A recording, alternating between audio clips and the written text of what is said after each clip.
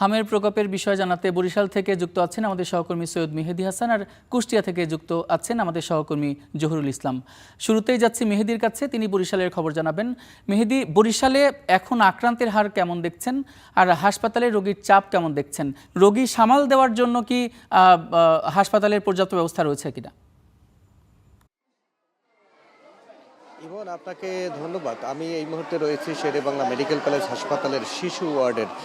বিশেষায়িতভাবে হাম এবং রুবেলা আক্রান্ত শিশুদের জন্য যে কর্নার করা হয়েছে সেই কর্নারের সামনে আসলে আশাব্যঞ্জক কোনো খবর আপনাকে জানাতে পারছি না, কারণ এখানে যে পরিস্থিতি এবং রোগীদের যে চাপ সেটি আসলেই অস্বাভাবিক। আমরা হাসপাতাল সূত্রে যেমনটি সকালে জানিয়েছেন যে বিগত ২৪ ঘন্টায় এই হাসপাতালে হামরুবেলা আক্রান্ত হয়ে একজন মারা গেছেন এবং বর্তমানে ১৪০ জন রোগী চিকিৎসাধীন রয়েছেন। তো হামরুবেলার জন্য যে কক্ষটি রাখা হয়েছে এখানে সর্বোচ্চ হলে ২০ জন থাকতে পারে, কিন্তু সেই ধারণ ক্ষমতার মধ্যে প্রত্যেকটি বেডে কিন্তু ২ থেকে ৩ জন করে শিশুদের রাখা হয়েছে গাদাগাদি করে, এবং এই ওয়ার্ডে অর্থাৎ এই কর্নারে যখন স্থান হয় না তখন কিন্তু এখানকার রোগী এবং রোগীর স্বজনরা এই কর্নারের বাইরে গিয়ে থাকেন, এবং এর ফলশ্রুতিতে এক ধরনের উচ্চ সংক্রমণ কিন্তু তৈরি হচ্ছে। এবং হাসপাতাল থেকেই বিভাগীয় স্বাস্থ্য পরিচালকের কার্যালয় থেকে আমাদেরকে যেমনটি জানিয়েছেন যে প্রায়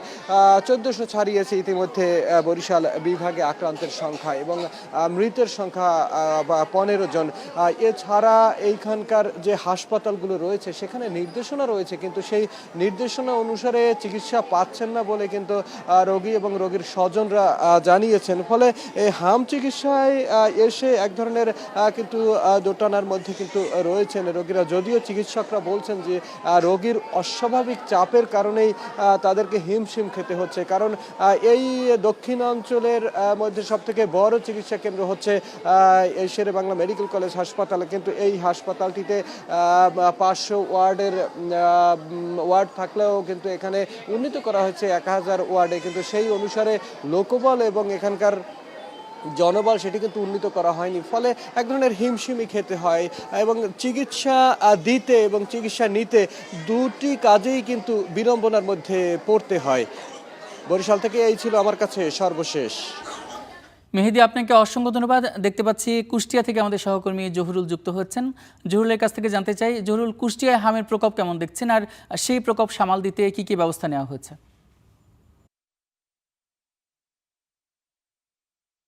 যেমনটি আমরা বরিশাল থেকে শুনছিলাম, এই কুষ্টিয়ার অবস্থাও কিন্তু অনেকটা সেই একই রকম। এখানেও কিন্তু হামের যে উপসর্গ নিয়ে রোগী বা শিশু ভর্তির চাপ কিন্তু প্রচন্ড রকম বেড়ে গেছে। আমি যদি একটু আজকের সর্বশেষ তথ্য দিতে চাই, তাহলে কুষ্টিয়া মেডিকেল কলেজ হাসপাতাল এবং কুষ্টিয়া জেনারেল হাসপাতালে কিন্তু গত ২৪ ঘন্টায় ৩৭ জন শিশু কিন্তু হামের উপসর্গ নিয়ে ভর্তি হয়েছে, যেটি কিন্তু রেকর্ড এখনকার। তো এই দুটি হাসপাতাল এখন আজকে পর্যন্ত ভর্তি আছে অন্তত ১৩২ জন শিশু।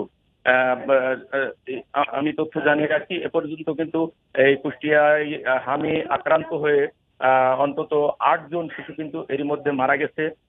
তো আসলে এই যে হাসপাতালে এই যে রোগীর চাপ, আমি একটু দেখানোর চেষ্টা করছি ক্যামেরায়। এই যে রুমের বাইরেও কিন্তু করিডোরে বারান্দায় কিন্তু রোগীদের রাখতে বাধ্য হচ্ছে, তার কারণ যে এই যে কুষ্টিয়া জেনারেল হাসপাতালটি ২৫০ শয্যার হাসপাতাল, এই হাসপাতালে এমনিতেই কিন্তু ৭০০-৮০০ রোগী এমনিতেই ভর্তি থাকে। তার উপরে এই নতুন করে এই হামের প্রকোপ দেখা দিয়ে এই হাসপাতাল কর্তৃপক্ষ কিন্তু এই হিমশিম খাচ্ছে, বিশেষ করে লোকবল, ডাক্তার এবং চিকিৎসকরা এই রোগীদের কিন্তু সেবা দিতে গিয়ে হিমশিম খাচ্ছে। এর পাশাপাশি কিন্তু এখানে যে ওষুধ সরবরাহের অপ্রচলতা রয়েছে, কিন্তু এখানে চিকিৎসকরা যে ওষুধ লিখে দিচ্ছে বেশিরভাগ ওষুধই কিন্তু শিশুদের অভিভাবকরা কিন্তু বাইরের দোকান থেকে কিনে নিয়ে আসছে। বিশেষ করে যারা স্বল্প আয়ের মানুষ, তাদের একজনের সাথে আমি আজকে সকালে কথা বলেছি অভিভাবকদের সাথে, তারা যেটি বলছেন যে কিছু কিছু ভ্যাকসিনের দাম ৩,০০০ থেকে ৪,০০০ টাকা পর্যন্ত রয়েছে, সেইগুলো কিনতে গিয়ে তারা কিন্তু হিমশিম খাচ্ছে। তো এই পাশাপাশি কুষ্টিয়া মেডিকেল কলেজ পূর্ণাঙ্গভাবে কিন্তু চালু হয়নি, যে কারণে কিন্তু সেখানেও সেবাদান ব্যাহত হচ্ছে। তো এই ছিল আমার কাছে কুষ্টিয়ার হাম সংক্রমণের সর্বশেষ। জহুরুল, আপনাকে অসংখ্য ধন্যবাদ। বরিশাল এবং কুষ্টিয়া থেকে যুক্ত হয়ে আমাদের সহকর্মীরা হামের প্রকোপের খবরাখবর জানাচ্ছিলেন।